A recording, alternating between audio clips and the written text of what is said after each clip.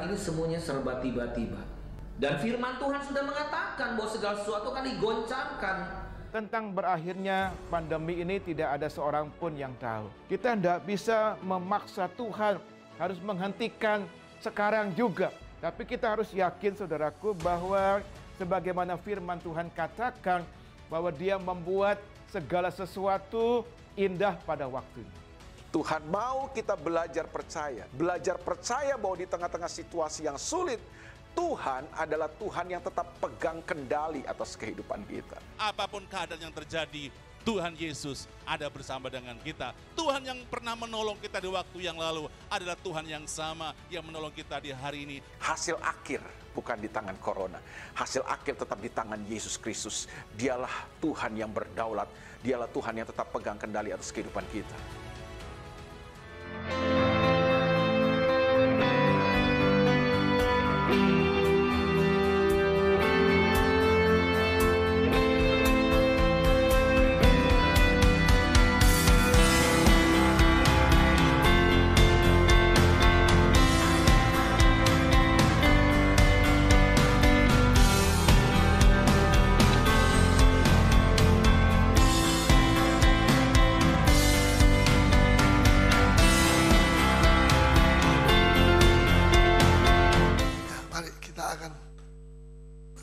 Melanjutkan. Saya mau bicara tentang kepemimpinan rohani dan jasmani. Semua kita ini semua adalah pemimpin-pemimpin yang dilindungi di lingkungan Anda. Ya, mulai dari presiden itu pemimpin, menteri pemimpin, ya ke apalagi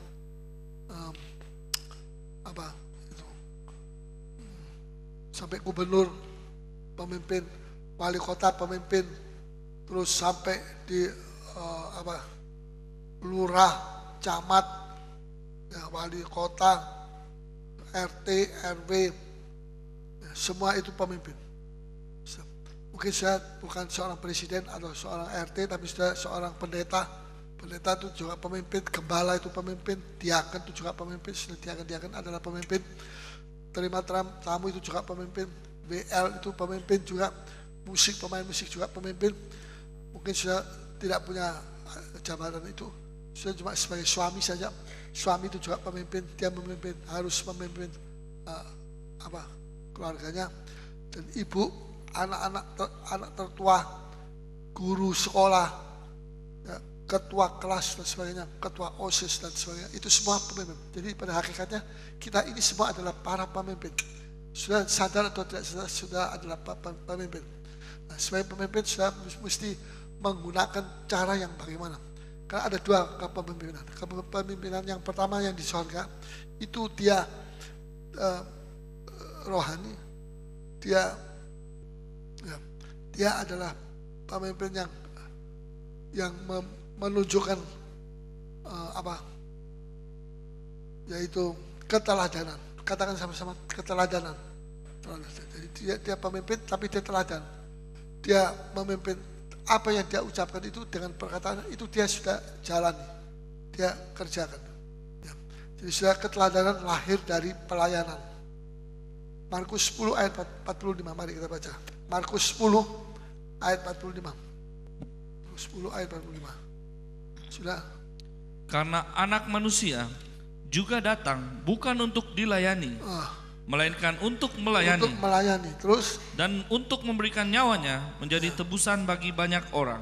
Untuk memberikan nyawanya menjadi tebusan bagi banyak orang. Keteladanan lahir dari pelayanan. Yang dimaksud dengan pelayanan itu bukan jabatan. Bukan. Kalau sudah jabatan seorang menteri berarti sudah itu pelayanan, belum tentu. Sudah melayani, belum tentu. Sudah banyak orang-orang yang di atas itu tidak melayani, malah dilayani. Ya, dilayani. Dia. Tetapi di sini keteladanan itu lahir dari pelayanan. Yang dimaksudkan dengan pelayanan adalah bukan jabatan tetapi pengabdian. Apa bedanya? Mengabdi itu, abdi itu artinya hamba. Jadi dia mengabdi. Di di Solo itu saya pernah pergi ke sana berapa tahun yang lalu, dan saya dibawa sama pendetanya untuk pergi ke jalan-jalan di daerah Keraton Solo yang sudah tua, yang sudah catnya sudah luntur dan sebagainya, tapi masih ada. Kemudian dia berkata, ini ada bebek itu apa, bebek itu bibi, kalau bibi itu tante-tante, ya, tapi tante. Nah, tapi dia sudah tua, dan dia itu pakainya sembarang, pakainya ya, tidak seperti orang tidak punya uang. Itu pendeta yang membawa saya, dia bilang ini orang-orang ini dia pengabdi di keraton, dia tidak dibayari, tidak, tapi terserah ada uang berapa, itu penguasa keraton itu dia mau kasih sama mereka, terserah. Tapi dia tidak lihat itu, dia tetap walaupun dia cuma dapat 50.000 satu bulan, 50.000, mau makan apa? Makan cacing, harganya juga lebih mahal. Ya, makan apa? 50.000 tidak ada harga yang bisa dijangkau. Ya. Tapi dia tetap mau kerja di situ. Biar dia sampai mati, dia tetap mau kerja di situ. Dia tidak mau keluar hanya karena tidak puas dengan uang, cuma 50.000. Bayangkan 50.000. Jadi dia itu tidak kerja seperti bayangan orang-orang yang lain itu, dia kerja karena dia tidak memandang kepada yang lain, tapi memandang kepada uang. Dia kerja memandang uang. Tapi ini orang tidak memandang uang, dibalik. Dia memandang kepada semua yang disediakan. Cuma 50.000 itu. Dia tidak memandang uang, dia cuma memandang pengabdian. Dia itu pengabdi dari Keraton Solo, ya. Jadi sudah, keteladanan itu sangat indah. Yang dimaksud dengan pelayanan,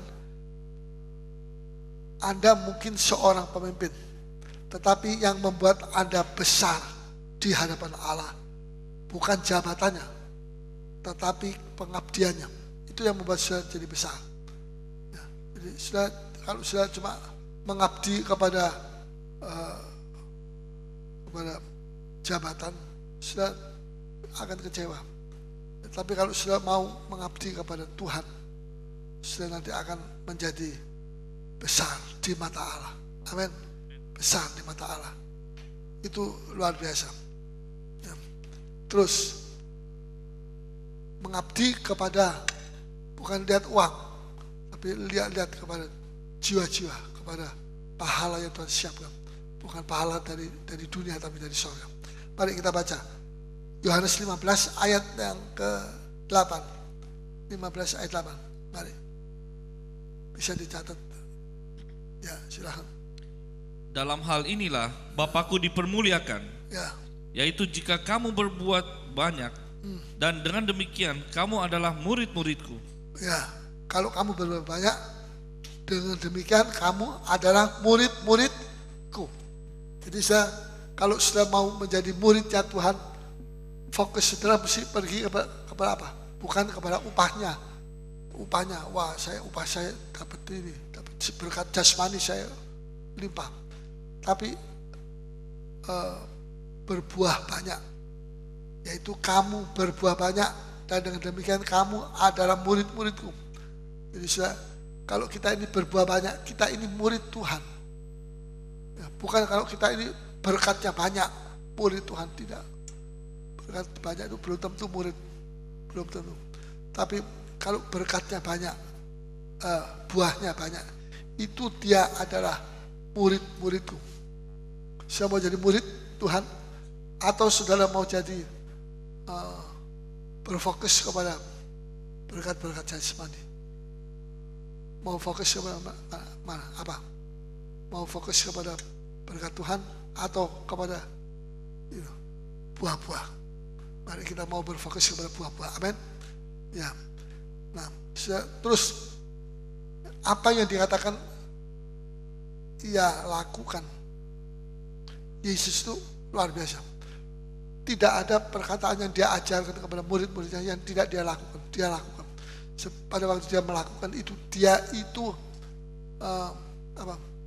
dia itu melakukan, berarti dia itu meneladani, betul, teladan. Jadi dia itu tidak seperti orang Farisi. Orang Farisi itu, wah, dia bicara soal jangan kamu tamak, tapi dia sendiri tamak, bukan main. Dia suka merentakan itu uang kepada janda-janda yang miskin dengan persentase yang tinggi, dengan laba yang tinggi, mahal. Jadi bisa sampai habis itu uang dari janda-janda itu bisa habis, dan rumah itu bisa diambil sama orang Farisi dan pengunjung dan sebagainya, karena tidak bisa bayar. Jadi dia diambil itu rumahnya. Jadi itu orang Farisi dan orang Saduki, dan itu sebab makin kaya, tapi yang ini makin miskin. Bisa, ya. Nah, jadi seperti misalnya, jadi apa yang dikatakan oleh orang Farisi itu tidak selamanya dilakukan. Tapi Yesus lain. Kalau Yesus mengajar, dia selalu mengucapkan perkataan yang dia lakukan. Itu pengajaran ada yang kemudian dia lakukan, dan itu sinkron selalu, dan dia menjadi orang yang diberkati oleh Tuhan. Nah, ada seorang pemimpin yang mengatakan jangan buang sampah di sembarang tempat. Tapi tiba-tiba besoknya dia kepergok oleh satu bawahannya dia, bahwa dia itu membuang satu sampah di tempat yang sembarang. Wah, pada waktu itu ini bawahannya dari pemimpin ini, dia hilang, dia punya kepercayaan hilang. Dia tidak mau lagi mengikut sama pemimpinnya, karena pemimpin ini dianggap sebagai orang yang tidak meneladani apa yang diajar. Dia ajar tapi dia tidak lakukan itu. Dia sendiri yang melanggar apa yang diajar. Lebih baik jangan mengajar. Jadi dia tidak bisa dipercaya lagi oleh para pengikutnya. Misalnya satu contoh lain, datang kantor jangan terlambat, sebelum 5 menit atau 2 menit, 3 menit sudah harus hadir. Tapi datang kantor selalu terlambat, selalu kurang 5 menit sampai lebih 15 menit. Terlambatnya sampai 15 menit. Dari 5 menit sampai terlambat 15 menit. Nah ini ya, Tuhan tidak suka. Ya, jadi kepemimpinan dan keteladanan itu tidak bisa dipisahkan. Keteladanan dan kepemimpinan itu tidak bisa dipisahkan. Ya, kekuatan dari seorang pemimpin bukan pada jabatannya. Ya, wah, jabatan saya ini tinggi, kekuatan saya ada pada jabatan saya. Tidak. Ya, kekuatan dari seorang pemimpin tidak juga pada perkataannya. Tidak. Perkataannya itu bisa saja tidak dilaksanakan, tidak diteladani. Tetapi keteladanan itu bahkan berbicara lebih kuat daripada perkataan. Bisa mengerti? Bisa kalau dia membuang sampah di tempat sampah, dia pergi tempat sampah dan dia buang itu. Tadi dia bilang jangan membuang di tempat sembarang. Sekarang dia pergi ke tempat, tidak tempat sembarang, tapi tempat yang khusus untuk dia buang itu. Itu tindakannya dia lebih kuat, lebih bicara keras, lebih keras daripada perkataannya dia yang kemarin mengatakan jangan membuang sampah di sembarang tempat. Itu perkataannya bagus, tapi ini lebih kuat teladan dari teladannya dia. Orang melihat dengan teladannya dia. Orang tidak cuma dengar. Kalau cuma dengar saja, ya. Tapi tidak melihat bahwa dia membuang di tempat sampah. Tapi dia mungkin dia buang di tempat sembarangan. Jadi itu perkataan dia tidak kuat. Tapi kalau dia mengucapkan jangan membuang sampah di sembarang tempat, dia lakukan itu juga. Dia mau buang sampah walaupun kecil di tempat yang khusus, dia pergi ke tempat yang khusus dan dia lakukan itu. Nah ini dia bisa mendapat aplaus, dia bisa mendapat tepuk tangan dari orang banyak karena dia bukan berbicara, dia melakukan tindakan yang lebih keras suaranya daripada perkataannya dia. Bisa mengerti? Dia melakukan satu tindakan yang lebih keras suaranya daripada tindakannya dia. Dia cuma mengatakan jangan buang di tempat sampah di sembarang tempat. Tapi dia punya teladan ini berbicara lebih keras. Sehingga orang semua tidak pernah lupa. Kalau kita dengar pelajaran dari ahli Taurat, Yesus bilang boleh, silahkan kamu catat itu pelajaran-pelajaran, tapi kamu jangan sekali-kali melakukan apa yang diajarkan, itu tidak benar. Dia pelajarannya berbeda, tidak sama. Jadi saudara, Tuhan mau supaya kita kita harus mengajar dan kita harus meneladani. Ini penting sekali. Keteladanan bahkan berbicara lebih keras daripada perkataan kita. Bahkan bapak-bapak harus waspada. Waspada. Sebab engkau sedang diawasi oleh anak-anakmu yang masih kecil-kecil itu. Dia mau tahu papa pulang bawa apa. Apa bawa coklat yang dia janjikan kepada kami atau tidak bawa. Pada waktu papanya bilang, aduh saya tidak sempat beli coklat, kemudian langsung anak-anaknya menyanyi. Oh, bapak itu, papi itu pembohong. Anak kecil saya bisa bilang papi itu pembohong karena tidak bawa coklat yang dia janji nanti papi pulang bawa coklat. Karena kecil, tapi anak-anak kecil itu memperhatikan apa yang dilakukan oleh bapaknya. Betul?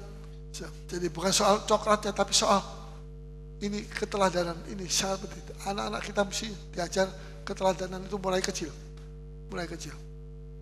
Kepemimpinan duniawi dan kepemimpinan rohani.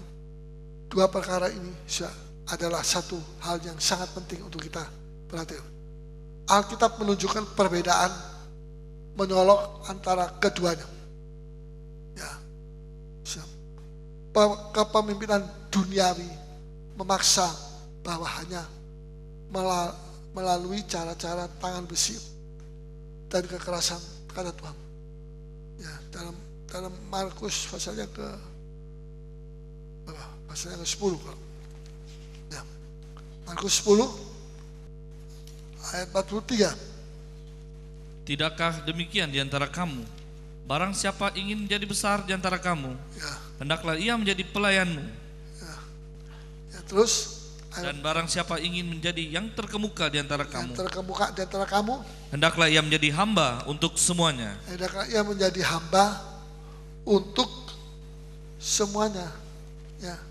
Terus karena anak manusia juga datang bukan untuk dilayani, melainkan untuk melayani dan untuk memberikan nyawanya menjadi tebusan bagi banyak orang. Ayat 42. Tetapi Yesus memanggil mereka lalu berkata, kamu tahu bahwa mereka yang disebut pemerintah bangsa-bangsa memerintah rakyatnya dengan tangan besi, dan pembesar-pembesarnya menjalankan kuasanya. Memerintah dengan tangan besi. Apa artinya tangan besi? Bukan tangannya dia operasi dipasang besi, tidak. Tapi tangan besi itu ada dengan kekerasan, menghukum orang, membunuh orang dengan kekerasan. Itu di mana-mana kita lihat. Hitler, pada zaman Hitler, pada zaman komunis dan sebagainya, akhirnya mereka semua jatuh. Tangan besi, kekerasan. Tapi Kristus datang memimpin dengan apa? Bukan tangan besi, tapi dengan keteladanan. Amin. Itu keteladanan itu yang penting. Jadi dia mengajar terus dia lakukan itu. Orang lihat, oh Kristus ini tidak cuma mengajar tapi dia lakukan. Ini luar biasa dia. Nah, dia mendapat satu kemuliaan yang besar. Ya. Nah, jadi keteladanan bukan merupakan sesuatu yang penting bagi mereka, bukan sesuatu yang wajib, tapi ya boleh tidak usah pakai teladan, pokoknya pakai tangan besi saja, pukul. Kalau orang berani melawan kepada kami, bunuh saja. Ya. Dan akhirnya apa? Pemimpin dunia itu menghasilkan apa? Menghasilkan budak-budak, ya toh, budak-budak. Contoh Hitler menghasilkan bangsa yang budak menjadi budak Nazi. Budak Nazi itu dia punya bendera Nazi. Nazi itu ada Uber alles. Seluruh dunia ini akan dikuasai oleh ini Jerman. Tidak ada orang berani melawan Jerman pada waktu.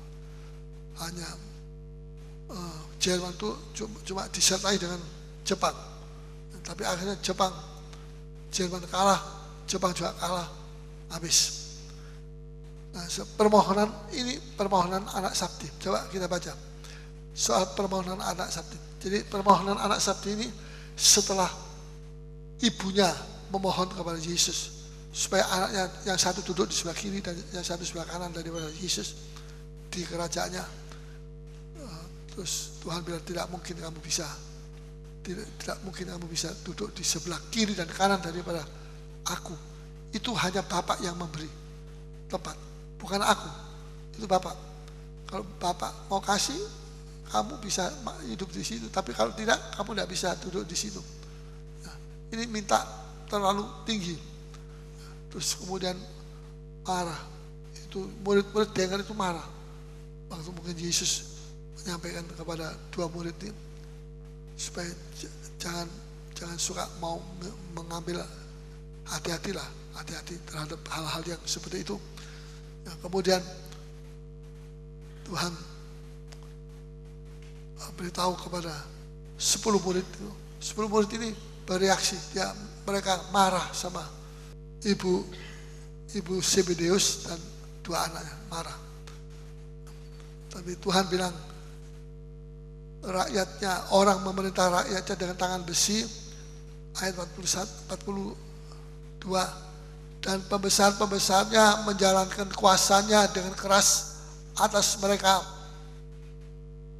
Tidaklah demikian di antara kamu, barang siapa ingin menjadi besar di antara kamu, hendaklah ia menjadi pelayanmu.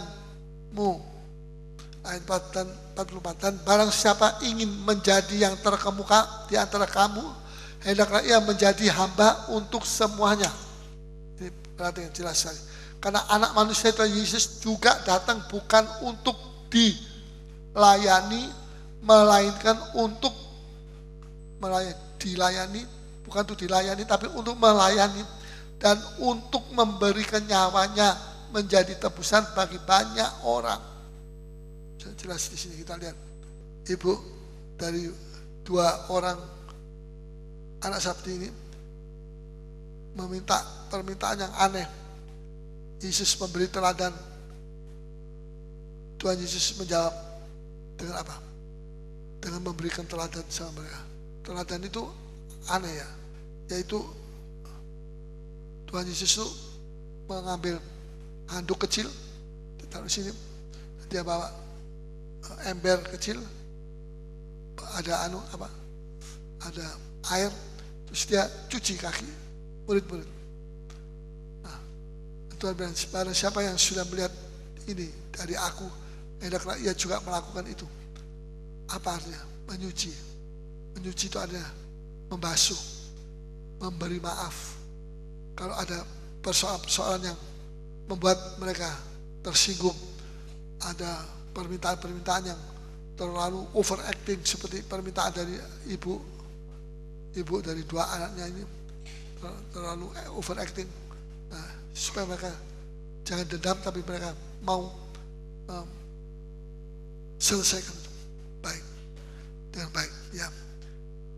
Nah, Tuhan memberikan reaksi, jawaban, bukan mengajar yang lain, tapi Tuhan langsung ambil itu ember kecil dan dia isi air dan dia basahi handuknya dan dia bersihkan itu dia punya kaki.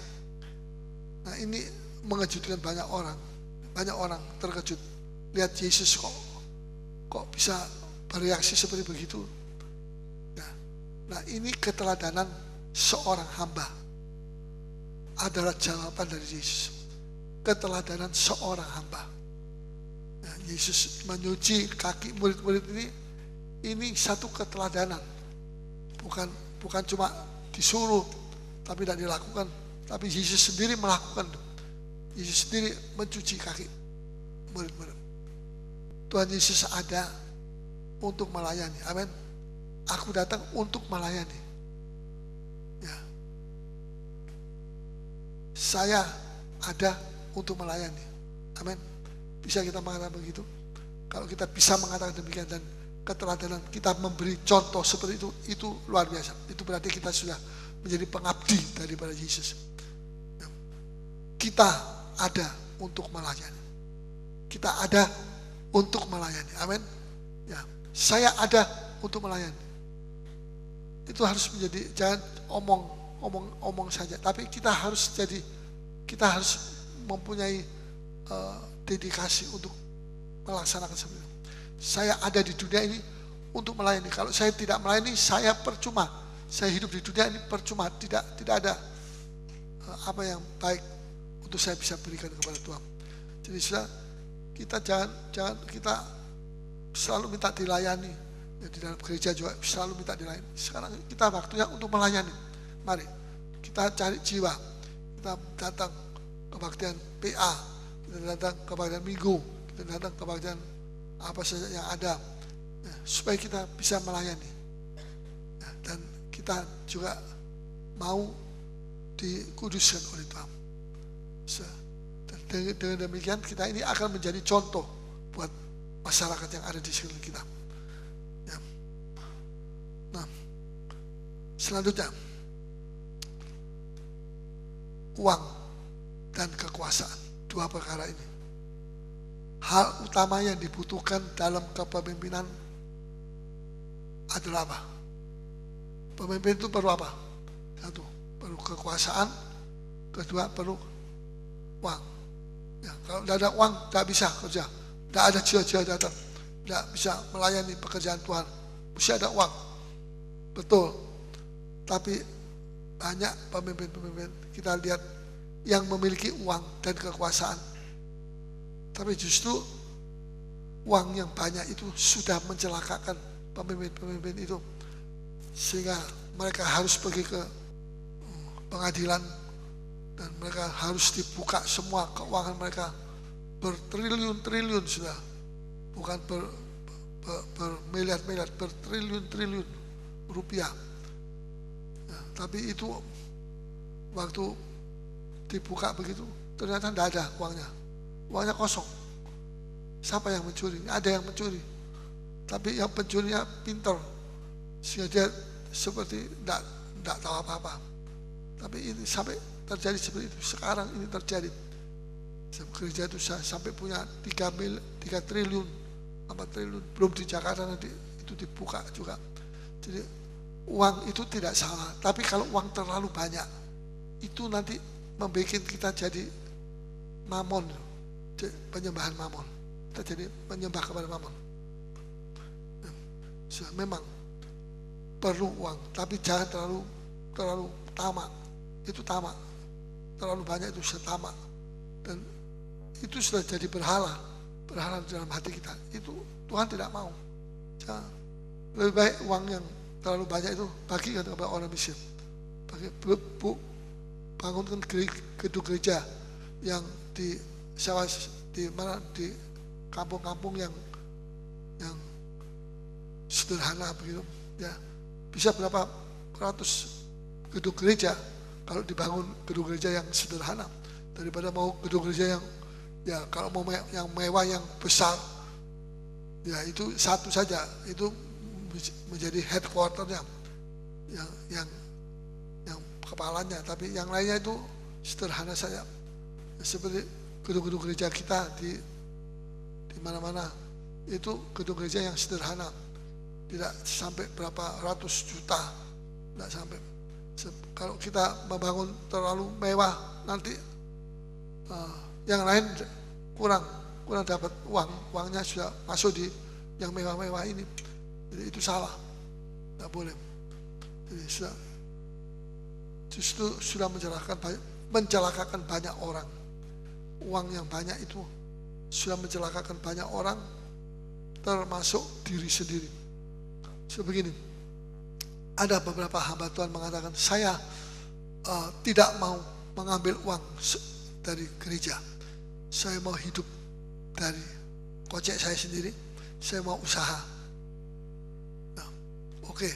Kalau Paulus juga begitu, ini niru Paulus. Tapi Paulus itu dia bilang, ya tapi kalau sekarang saya Timotius datang, Timotius bisa melakukan tugas saya. Dia bisa masak, dia bisa cuci pakaiannya Paulus, dia bisa setrika sebagainya. Nah, sehingga Paulus tidak perlu lagi kerja jasmani. Dia khusus menyelidiki firman Tuhan. Tidak perlu dia mesti usaha. Misalnya dia membuat itu pakaian yang disulam, apa namanya?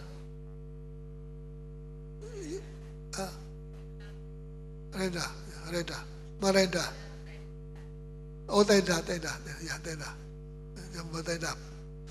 Nah, kalau pembantu-pembantunya dia sudah datang, itu mereka yang melaksanakan itu, membuat tenda. Tapi Paulus dia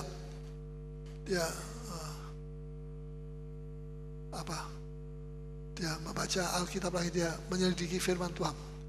Tapi hamba-hamba Tuhan sekarang ini lain. Biar Paulus sudah didatangi Timotius dan sebagainya, mereka masih terus bisnis yang besar-besar. Nah, ini bisnisnya Paulus itu cuma tenda. Tenda itu berapa tong? Tidak banyak tongnya cuma berapa? Ya, paling 100.000 satu tenda, harganya tidak mahal. Ya, tapi ini hamba Tuhan dia jor-joran mau jadi orang yang paling kaya. Jadi sampai jadi usaha ini, usaha itu, usaha tanah. Wah, itu mahal sekali tanah. Saya bermiliar-miliar itu uang.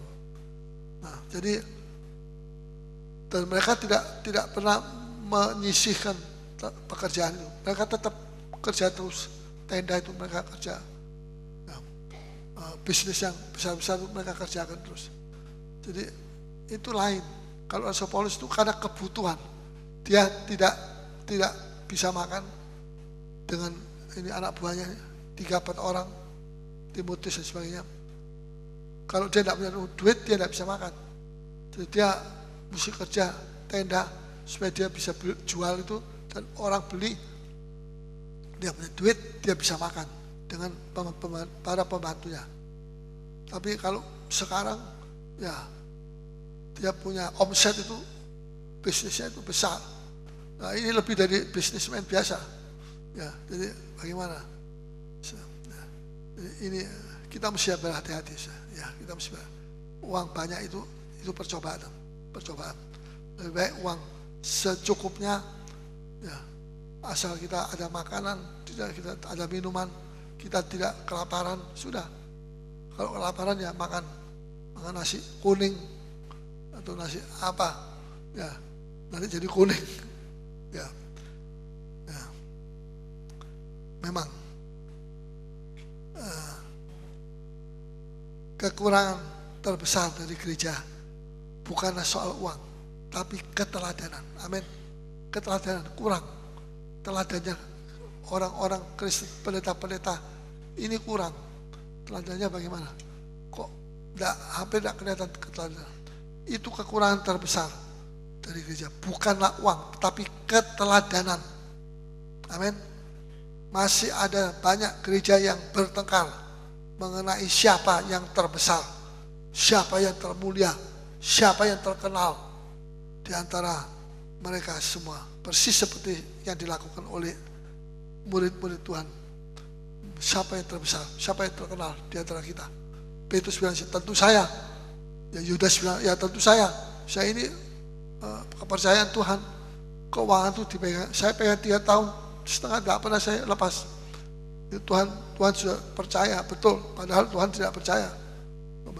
Tuhan biarkan dia pegang uang, supaya nanti terakhir dia nanti akan dihukum dengan uang itu.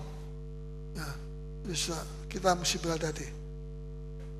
Jadi persis sekarang ini akhir zaman. Nah, nanti gereja akan diberkati luar biasa. Tapi hati-hati, bagaimana cara kita menggunakan keuangan. Bukan bagaimana cara kita memakai keuangan. Tapi bagaimana cara kita menggunakan. Bukan cuma memakai, ya, tapi menggunakan. Menggunakan itu bagaimana? Yang diperlukan adalah hati hamba. Katakan sama-sama, hati hamba. Ya, hati hamba. Untuk melayani itu diperlukan hati seorang hamba. Hati hamba itu tidak berarti kita mau kita atau Anda mesti menjadi pendeta. Tidak. Wah, saya mesti punya hati hamba. Berarti saya mesti jadi pendeta, saya mesti masuk sekolah Alkitab. Tidak. Tidak. Namun apapun yang saudara pekerjaan apapun yang hendak saudara lakukan, itu sebaiknya saudara lakukan seperti kepada Tuhan. Ya, itu dalam surat Rasul Petrus, kalau kamu kerja di bagian showroom motor, sepeda motor, ya, ya, kamu kerja yang baik, kamu kerja kepada Tuhanmu, termasuk Tuhanmu yang bengis, tapi kamu mesti yang baik. Jangan kamu, wah ini Tuhan saya kok bengis, saya tidak mau lari. Ya, jangan. Termasuk Tuhan yang baik, termasuk Tuhan yang bengis, dua-dua itu kita mesti yang baik. Sikap kita mesti yang baik. Ya, dan kita nanti akan, kalau kita dimasukkan penjara karena kita berbuat baik, itu adalah kasih karunia. Bible bilang, itu kata surat Petrus, kasih karunia. Jadi jangan ada takut, wah saya ini bagaimana nanti, saya dikatai apa sama orang, karena saya ini tak tahu salah saya apa. Ya, kita mesti bisa menjaga. Ya. Jadi seorang yang menolak menjadi hamba Tuhan akan menjadi hamba iblis. Karena tidak ada yang ketiga. Hamba Tuhan atau hamba iblis. Tidak ada yang ketiga, ini hamba siapa? Nah, kalau tidak jadi hamba Tuhan, jadi hamba iblis. Jadi kita mesti hati-hati. Tidak ada, cuma 2 saja. Nah, coba kita baca 1 Petrus pasal 2 ayat 20. Sudah dapatkah disebut 1 Petrus 2 ayat 20. Sebab dapatkah disebut pujian jika kamu menderita pukulan karena kamu berbuat dosa? Karena kamu berbuat dosa. Tetapi jika kamu berbuat baik dan karena itu kamu harus menderita, maka menderita karena berbuat baik, bukan karena mencuri, tidak. Terus maka itu adalah kasih karunia pada. Itu adalah kasih karunia daripada ada upahnya nanti kita di sorga. Nah, jadi perbuatan seperti kamu melakukan kepada Allah, tidak seperti kamu melakukan kepada manusia. Coba ayat 21. Sebab untuk itulah kamu dipanggil, karena Kristus pun telah menderita untuk kamu dan telah meninggalkan teladan bagimu, supaya kamu mengikuti jejaknya. Ya, jelas sekali di sini. Jadi kita ini menerima kasih karunia Tuhan yang luar biasa. Jadi jangan kita mau jadi hamba iblis. Ya, hamba iblis itu apa? Hamba keserakahan. Serakah, selalu jadi budaknya keserakahan. Ya, budaknya kemunafikan. Budaknya kemunafikan itu ada, dia jadi budak dari segala sesuatu yang tidak cocok dengan keadaannya dia. Budak kelaliman, budak kejahatan, dan sebagainya. Jangan kita menjadi budak-budak dosa, tapi kita menjadi budak daripada kebenaran. Amin. Dan nanti kita akan mendapatkan pahala dari Tuhan. Tuhan tidak melihat apa yang dilakukan Daud pada waktu dia mengalahkan Goliat. Ya. Tapi Tuhan melihat hatinya Daud. Allah memilih Anda atau Allah memilih Daud bukan karena keberhasilan Anda. Bukan. Bukan karena kemampuan Anda. Tapi karena hati Anda. Tuhan pilih Anda karena hati Anda. Dan pada waktu Tuhan pilih Daud lewat Samuel bilang, ini anak satu, ini yang terakhir, ini yang dipilih sama Tuhan. Apa pada waktu itu Daud sudah berperang melawan Goliat dengan tangkas, dengan hebat, dengan luar biasa? Belum. Tapi Tuhan tidak mau lihat itu. Itu gampang. Itu setiap orang kalau disertai Tuhan bisa mengalami lebih hebat daripada Daud. Karena itu dari Allah. Itu Allah yang berperang melawan Goliat, bukan kita. Kita cuma disusupi sama Tuhan dan Tuhan ada dalam kita dan kita berperang melawan Goliat, kita menang. Tapi Tuhan tidak memilih Daud ini melalui peperangan, tidak. Jadi dia belum menampakkan diri ketangkasannya dia tidak pernah saksi tentang bagaimana dia melawan beruang dan melawan singa sehingga dia robek. Wah, kemudian Samuel bilang, wah kalau begitu kamu pantas jadi raja ya, kamu dipilih Tuhan sekarang jadi raja. Ayo sini bangun, saya akan tuangkan kamu. Oh tidak, Tuhan tidak tertarik kepada tertarik kepada kemampuan kita dan keberhasilan kita, tapi Tuhan tertarik kepada hati kita. Betul? Allah tidak tertarik pada apa yang Anda lakukan, ya. Tapi Allah tertarik kepada hati seorang hamba yang dimiliki oleh Daud. Ini hati yang polos saja. Hati hamba tidak memiliki iri hati, tidak memiliki cemburu, tidak memiliki roh persaingan. Ini roh persaingan, cemburu, memiliki iri hati dan sebagainya. Ini semua adalah hal-hal yang tidak baik. Tubuh kita ini adalah seperti sebuah rumah, betul? Nah, siapa yang kita pilih untuk dijadikan tuan atas rumah? Siapa yang memilih? Yang memutuskan kepada siapa saudara akan jadikan tuan atas rumah hidup saudara. Ingat, rumah hidup saudara ini adalah rumah Allah. Siapa yang jadi tuan rumah atas hidup kita? Itu kita yang mesti pilih, betul? 1 Korintus 3 ayat 16 belum baca. Itu kita mesti pilih. Kita ini rumah Allah. Allah berdiam dan bergerak memanifestasikan dirinya terus. Tidak tahukah kamu bahwa kamu adalah bait Allah? Ya, kamu itu adalah bait Allah. Terus? Dan bahwa roh Allah diam di dalam kamu. Roh Allah itu diam di dalam kamu. Jadi siapa yang menjadi pemilik, penguasanya siapa? Roh Allah. Roh Allah itu siapa? Roh Kudus. Betul? Di mana? Di dalam kita. Nah, siapa roh Allah itu? Roh Kudus. Luar biasa. Nah, tapi tidak sedikit di antara kita yang telah menyerahkan rumah Allah ini kepada orang lain. Kepada siapa? Orang lain itu siapa? Iblis. Sehingga iblis itu berdiam di dalam kita. Iblis itu bermanifestasi macam-macam, membuat kejahatan-kejahatan melalui diri kita ini. Bagaimana? Karena kita serahkan tubuh kita, hidup kita ini menjadi rumah dari orang lain yang berkuasa. Itulah si iblis ini. So, jangan kita ambil kembali.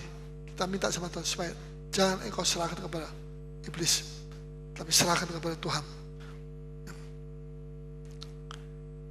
So, ya, jadi yang terakhir, urapan firman. Banyak nabi-nabi palsu pada zaman akhir. Tujuannya mereka itu mau menipu dan mau menyesatkan. Betul? Mau menipu dan menyesatkan. Ya. So, mari kita baca Matius 24 ayat 24. Ya. 24 ayat 24. Matius. Sebab Mesias-Mesias palsu Ya. dan nabi-nabi palsu akan muncul, dan mereka akan mengadakan tanda-tanda yang dahsyat dan mujizat-mujizat, sehingga sekiranya mungkin mereka menyesatkan orang-orang pilihan juga. Ya, jadi ini di sini dikatakan Mesias palsu dan nabi-nabi palsu akan muncul, dan mereka akan mengadakan tanda-tanda ajaib, dahsyat dan mujizat-mujizat, sehingga sekiranya mungkin mereka menyesatkan orang-orang pilihan juga. Camkan, aku sudah mengatakannya terlebih dahulu kepadamu. Jadi sudah pasal Matius 12 ayat 33. Lagi satu ayat. 12 ayat 33 Matius. Jikalau suatu pohon kamu katakan baik, Ya. maka baik pula buahnya. Ya, terus Jikalau suatu pohon kamu katakan tidak baik, tidak baik, maka terus, tidak baik pula buahnya. tidak baik pula. Sebab dari buahnya pohon itu dikenal. Ya, dari buahnya pohon itu dikenal. Kenapa kok tidak dari urapannya orang itu dikenal? Kalau orang diurapi kan dia bisa macam-macam. Betul? Pernah saya lihat hamba Tuhan yang diurapi, wah dahsyat dia. Dia bisa menyembuhkan orang sakit, bisa membuat macam-macam tanda-tanda ajaib. Kenapa kok tidak dari urapannya yang diperiksa? Kenapa kok yang diperiksa itu buahnya?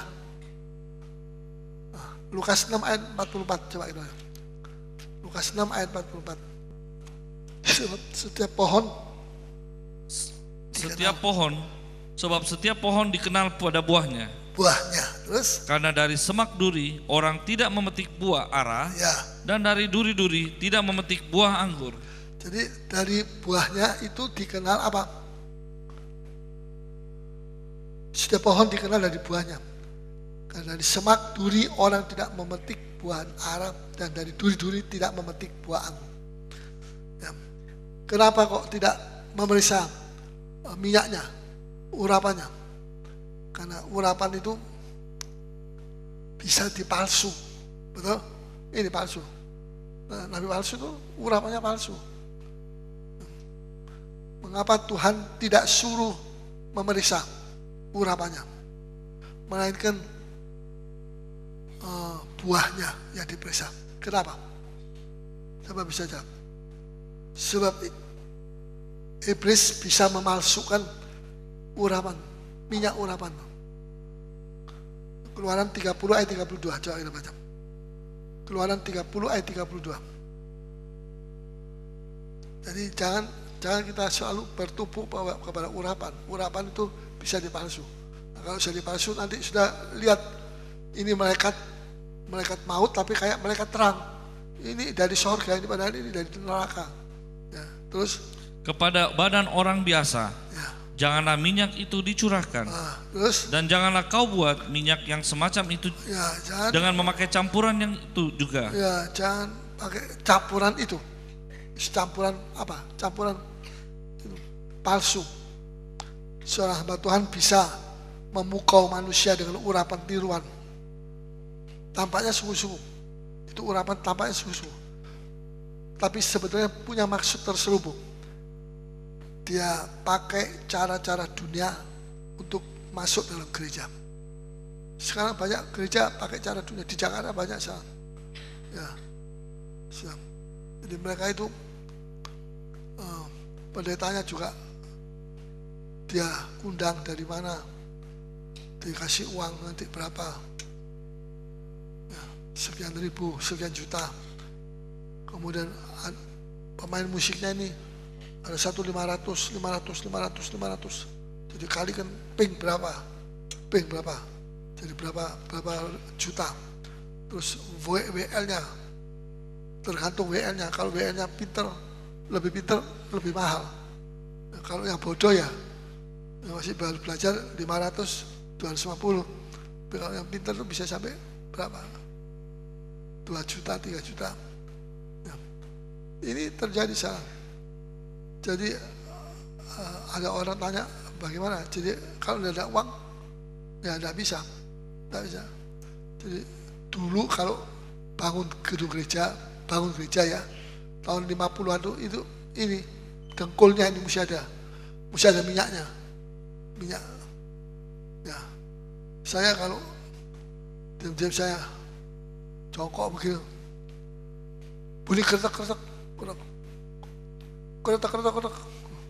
Ya, ini kalau banyak sembahyang, bunyi keretak. Tapi saya terus ya. Tapi ya itu uang yang memegang peranan, bukan uang. Tapi Roh Kudus. Amin. Roh Kudus. Waktu Petrus dia berdiri di atas mimbar dengan rasul-rasul yang lain, Petrus di tengah. Banyak orang datang mau mempersembahkan itu uang banyak sekali. Petrus bisa jadi orang kaya pada waktu. Betul. Bisa. Kalau sekarang dia jadi Petrus sekarang, zaman ini dia jadi Petrus yang kaya raya. Tapi sayang dia coba jadi Petrus ya 2000 tahun yang lalu, jadi tidak kaya. Ya. Tapi pada waktu itu dia bilang, emas dan perak aku tidak punya, tapi apa yang ada padaku, dalam nama Yesus Kristus kamu bangkit, berdiri, bangkit ya, luar biasa. Amin. Ya itu. Sekarang kenapa? Karena uang tidak ada padaku, tapi apa yang ada padaku, yaitu dalam nama Yesus kamu bangkit. Itu dulu uang tidak ada padaku, aku tidak punya uang. Tapi sekarang Petrus sekarang uang aku punya banyak, tapi kuasa aku tidak punya. Jadi kamu jalan sendiri, pergi, ya berangkang saja sendiri. Ya, karena aku tidak punya uang, aku punya uang, tapi kuasa aku tidak punya. Tapi Petrus yang dulu uang tidak ada padaku, aku tidak punya emas perak, tapi aku yang punya adalah gitu, Yesus Kristus, kuasa Tuhan. Amin. Ya sudah dibalik. Makanya kita mesti berhati-hati. Gereja jangan berdasar atas uang. Nanti kalau tidak uang, nanti orang tidak mau khotbah di sini. Tidak mau khotbah ya sudah, tidak apa-apa. Saya yang khotbah. Ya, saya ini waktunya saya memang.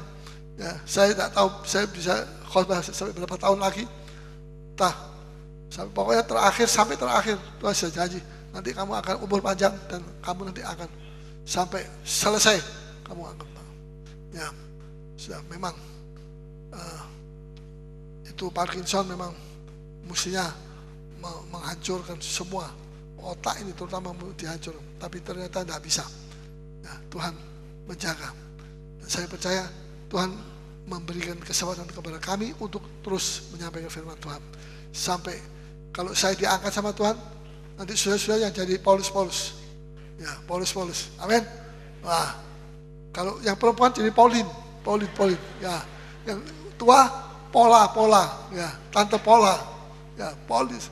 Itu rohnya roh Paulus itu mesti. Roh Paulus itu dia tidak takut, dia berani. Biarpun dia ada orang selalu tanya sama dia, aduh jangan keras kerja ya, jangan terlalu keras. Enggak, tante saya tidak kerja keras, saya kerja biasa saja. Ya tapi jangan keras. Takut saya nanti, wah bagaimana? Enggak apa-apa. Ya, Tuhan menyertai saya. Ya, kalau orang mau mati itu kentara kok. Kentara. Ya. Tapi saya belum mau mati. Saya masih mau melayani Tuhan. Amin. Tuhan baik sekali. Ini Tuhan. Ya. Kadang-kadang kalau saya pergi ke mission trip itu, saya kalau khotbah itu saya lupa daratan. Seperti saya ngawang, saya seperti naik setengah meter gitu. Ya, saya lari sini, lari sana, saya Ya, ingat waktu zaman masih muda dulu. Sekarang ya masih muda juga. Saya muda untuk Tuhan. Jadi saya percaya Tuhan, kalau orang umur 70, Tuhan saya bilang, lipat tendamu, lipat. Tapi orang seperti saya ini umur 70, Tuhan bilang, bukan lipat, tapi bentangkan kemahmu. Disuruh membentangkan supaya lebih luas lagi, supaya Tuhan nanti akan bekerja sendiri. Amin. Mari kita bagi diri semua, kita datang kepada Tuhan.